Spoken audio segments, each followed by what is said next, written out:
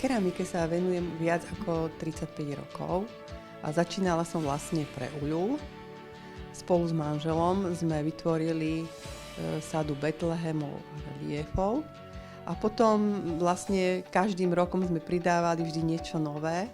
Vždy ma oslovil nejaký iný kroj, tak som vlastne vypracovala inú lokalitu a taktiež už 15 rokov sa zaoberám aj malbou na plátno olejom.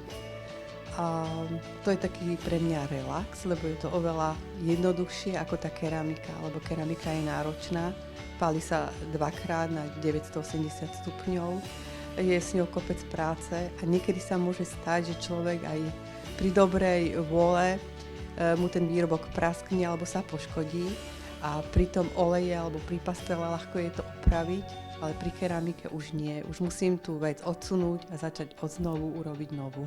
A už si dávam taký pozor, že napríklad, keď viem, že je termín, napríklad sme mali termín vysviacky, robila som krížovú cestu pre kostolík do Popradu Kvetnice, tak som rozrobila dve a tú jednu mám ešte doteraz rozrobenú, našťastie nepraskla a tá je rozrobená ešte ako v hlinenej podobe, nie je namalovaná.